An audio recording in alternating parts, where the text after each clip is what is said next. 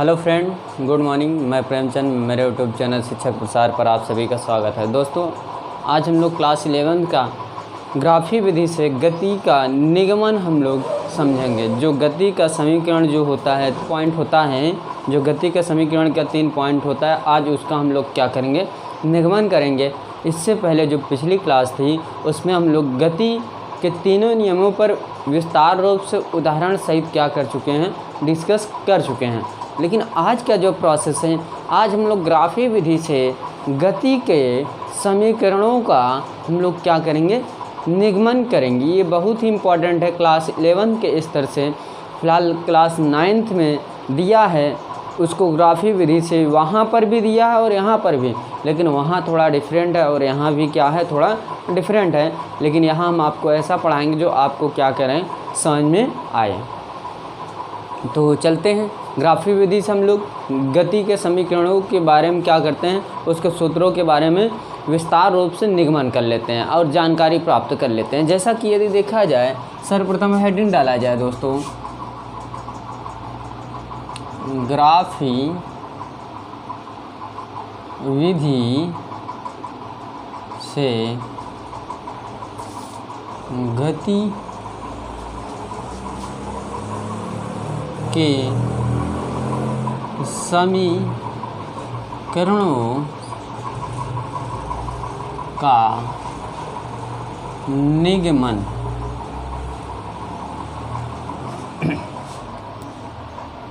ये इम्पॉर्टेंट है दोस्तों, और इसका जो भी प्रोसेस, जो सूत्र प्राप्त होगा वो ग्राफ विधि से ही प्राप्त किया जाएगा और इसमें ज़्यादा लिखवाने की कोशिश नहीं की जाएगी।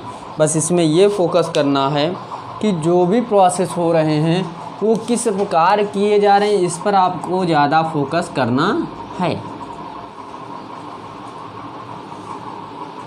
ये देखिए, ये x अक्ष है दोस्तों और ये y अक्ष है, और इसके मिडिल में एक समांतर रेखा और है।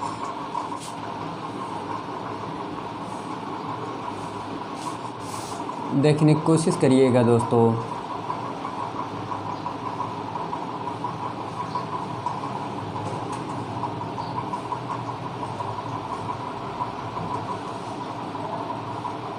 यहाँ और इस प्रकार इस तरफ भी नीचे भी रहेगा, और यहाँ से प्रोसेस क्या रहेगा,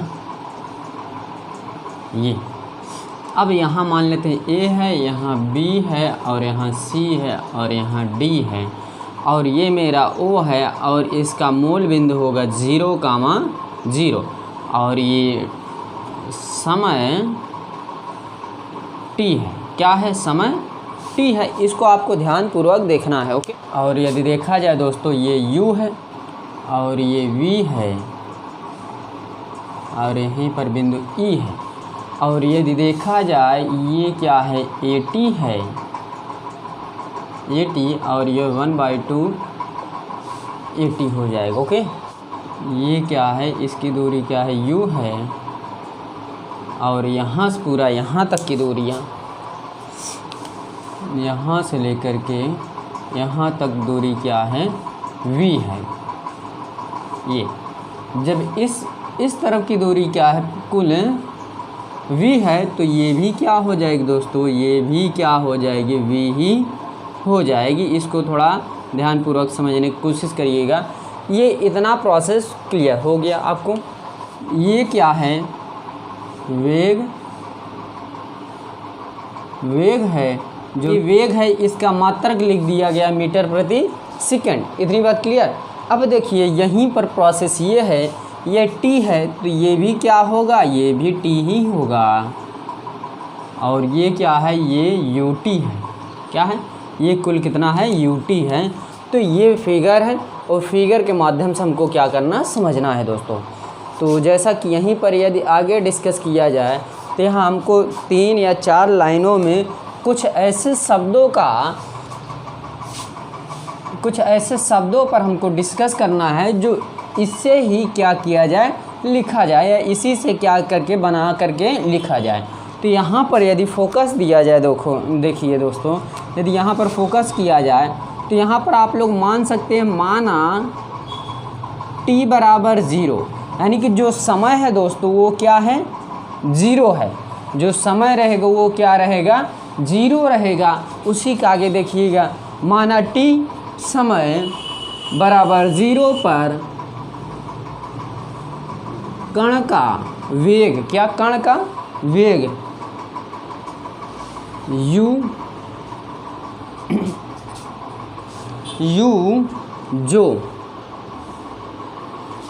जो ग्राफ में OA, अभी मैं समझा दे रहा हूँ विस्तार रूप से, आप उससे निश्चिंत रहिए, से प्रदर्शित होता या करते हैं, प्रदर्शित है, इस प्रकार भी लिख सकते हैं। ओके, पुनः क्या, पुनः अंतराल, क्या अंतराल t के बाद, पुनः अंतराल t के बाद कण का वेग, अंतराल t कण का वेग v हो जाता है, क्या हो जा रहा है, v हो जाता है, जिसमें क्या, जिसमें CD बराबर क्या, CD बराबर EO, CD बराबर क्या, EO से प्रदर्शित करते हैं या प्रदर्शित किया जाता है। ओके, इतनी बात क्लियर। अब इसी के आगे हम लोग लिख सकते हैं वेग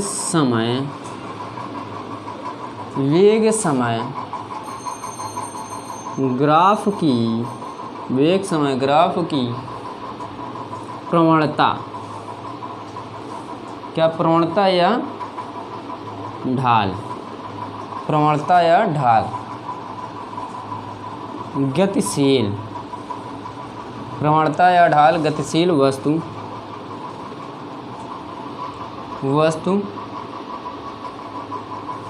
के त्वरण का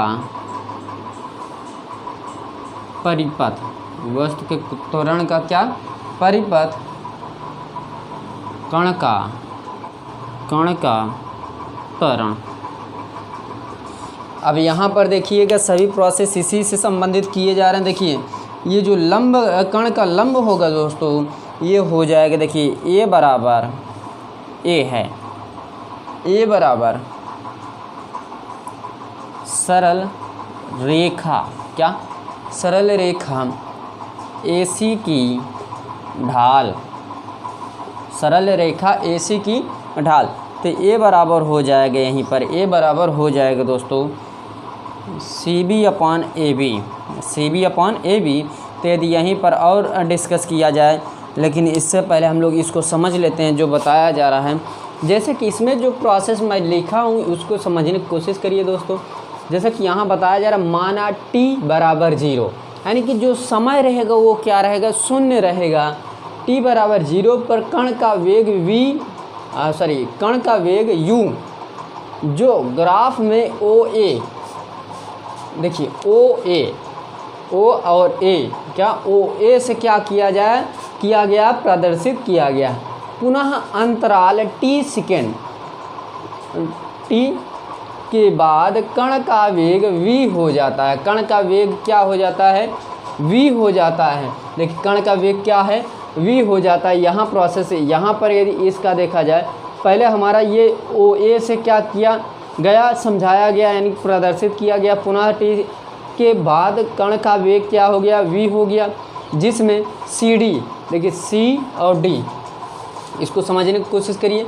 C और D बराबर, CD बराबर क्या हो जाएगा, EO। यही इसमें बताया जा रहा है, जो कण का वेग है ये CD और ई ओ या ओ ई, ये दोनों आपस में क्या रहेंगे, बराबर रहेंगे। यही आपको ध्यानपूर्वक समझना है। से प्रदर्शित किया गया है वेग समय ग्राफ की प्रवणता ढाल गतिशील वस्तुओं के त्वरण का परिपथ कण का त्वरण।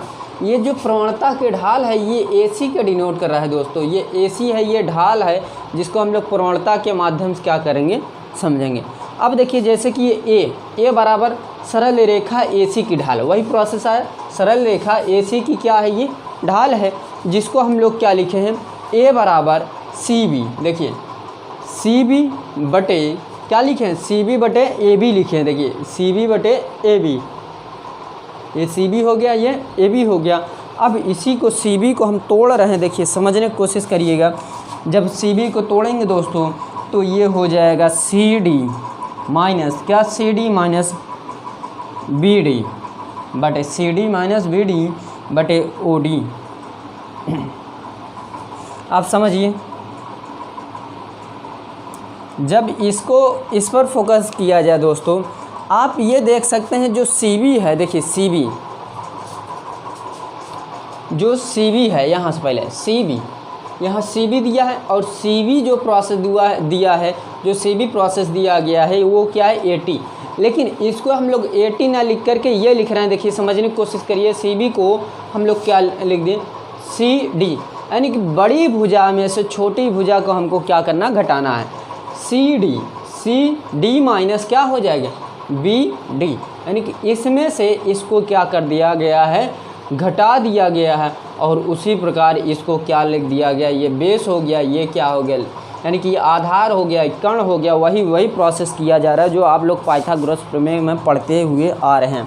तो यहीं पर हो जाएगा दोस्तों। जैसा कि यहाँ पर आप फोकस करेंगे, CD की लंबाई क्या है, आप बता सकते हैं CD की लंबाई क्या है, कुल CD की लंबाई V है, तो इसको V कर दिए, माइनस है माइनस BD की लंबाई क्या है, BD की लंबाई क्या है, U लिख दिए, बटे OD की लंबाई क्या है, देखिए OD की लंबाई क्या है दोस्तों, T। तो अब हम लोग इसको सीरियल क्रम में लिख सकते हैं। A बराबर V माइनस U बटे क्या, T। इसका तिर्यक मल्टीप्लाई कर दीजिए, इसका इसमें और इसका इसमें। जब इस प्रकार गुणा होगा तो दोस्तों इस प्रकार मान आ जाएगा। देखिए हमारा ये हो जाएगा AT बराबर V माइनस U। इसको इस तरफ लेते आइए, AT प्लस U बराबर क्या, V। इसको सीरियल क्रम में लिख लीजिए इस प्रकार, देखिएगा V बराबर U प्लस AT। ओके, ये मेरा गति का प्रथम नियम का निगमन हो गया। ये किसका चल रहा था, ये प्रथम नियम है दोस्तों। ये कौन सा है, ये प्रथम नियम है, प्रथम नियम। और ये जो प्रथम नियम है दोस्तों, ये आधारित होता है किस पर, वेग समय संबंध क्या, वेग समय संबंध को डिनोट करता है।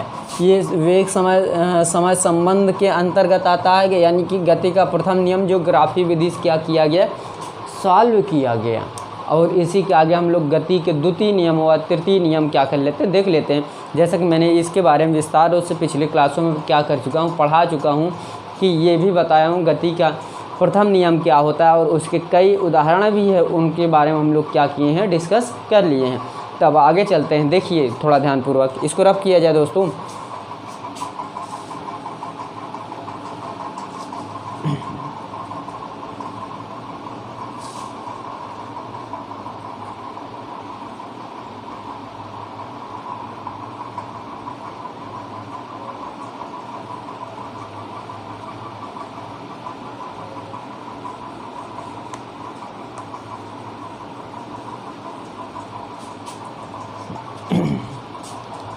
अब यहाँ गति का द्वितीय नियम डाल सकते हैं, लेकिन उसी द्वितीय नियम का एक अलग नाम है जिसको हम लोग क्या कहते हैं, स्थिति।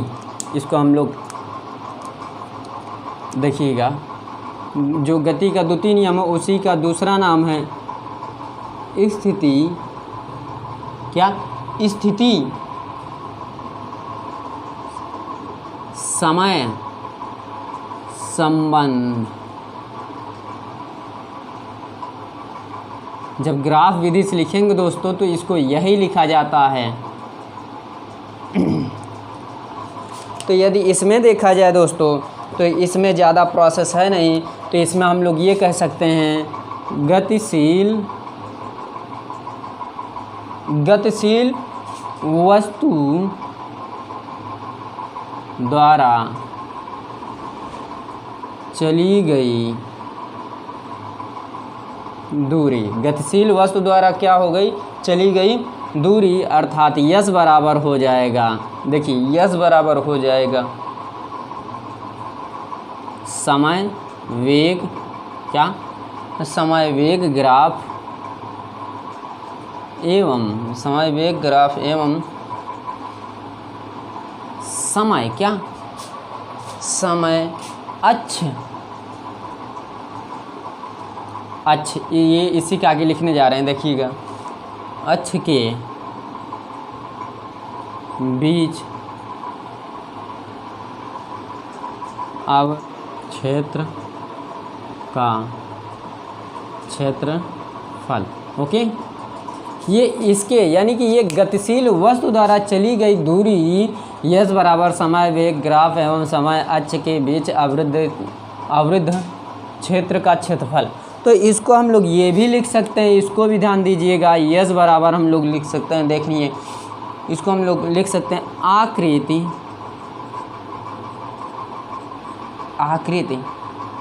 OACBD का क्षेत्रफल। इतनी बात क्लियर।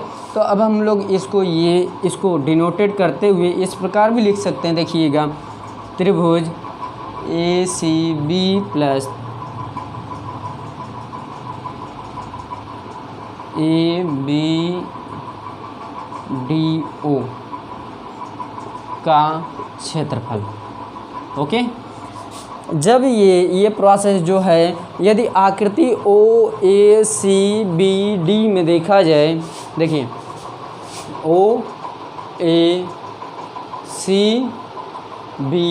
और D में देखा जाए तो ये इसका क्षेत्रफल बनेगा, यानी कि इसका कहने का अर्थ ये है, जो आकृति बताई जा रही है, ये त्रिभुज AC और B, ये एक त्रिभुज पकड़ा जा रहा है, AC और B, ये एक त्रिभुज पकड़ा गया, और ये जो है एक आयत पकड़ लिया गया ABD और O, ये दोनों का आपस में संयोग कर लिया गया, दोनों क्या कर दिया गया, योग कर दिया गया, और इसी का आगे जब योग किया गया तो इसके आगे प्रोसेस क्या हो गया, अलग हो गया, अर्थात ये यस बराबर 1/2, क्या यस बराबर 1/2, तो ये हो जाएगा। देखिए समझने की कोशिश करिएगा, AB इंटू क्या, AB इंटू BC, इतनी बात क्लियर, प्लस AD क्या, प्लस AD इंटू OD, इतनी बात क्लियर हुई कि नहीं।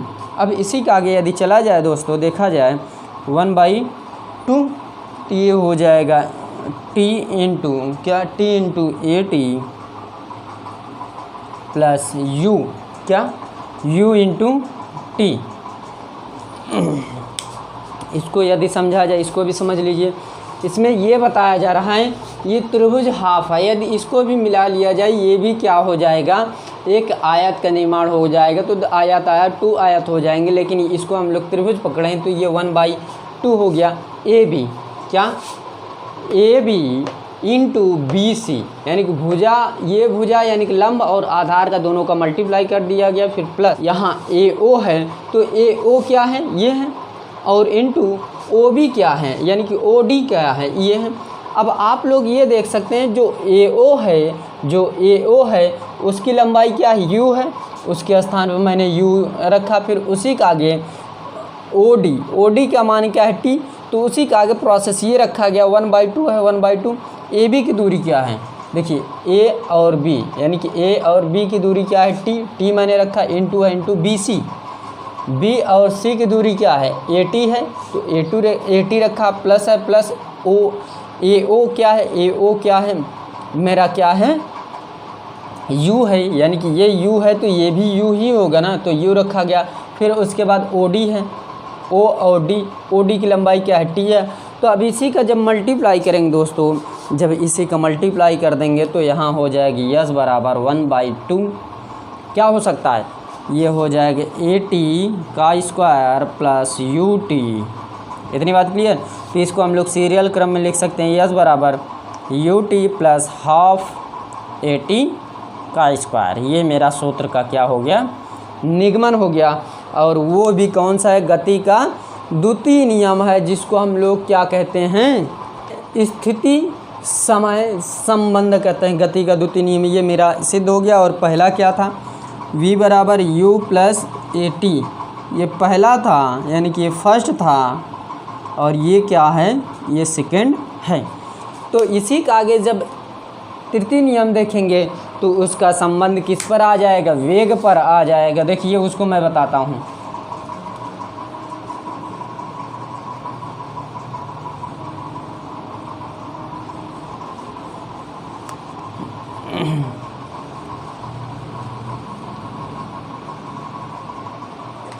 तो यहाँ पर यदि हम लोग ये कह सकते हैं कि जो तृतीय नियम होगा वो होगा स्थिति वेग, क्या स्थिति वेग संबंध है। ये भी छोटा सा है, इसमें ज़्यादा प्रोसेस है नहीं, लेकिन इसमें जो होगा हाफ के अकॉर्डिंग समझा जाएगा। देखिए यदि इसी में लिखा जाए तो ये हो जाएगा किसी गतिशील वस्तु, किसी गतिशील वस्तु द्वारा किसी क्षण टी, क्या क्षण क्या है, टी में चली गई दूरी। ओके, यहाँ यस बराबर हो जाएगा, देखिए यस बराबर समलंब, समलंब चतुर्भुज, समलंब चतुर्भुज ए सी डी ओ का क्षेत्रफल, ए सी डी ओ का क्षेत्रफल हो जाएगा यहीं पर दोस्तों। यदि इसी का आगे और फोकस किया जाए तो इसका प्रोसेस ये हो जाएगा, यस बराबर हम लोग ये लिख सकते हैं, लंब का चतुर्भुज ए सी डी का क्षेत्रफल हो जाएगा। इसका क्षेत्रफल होता है समांतर, देखिए समझिए, समांतर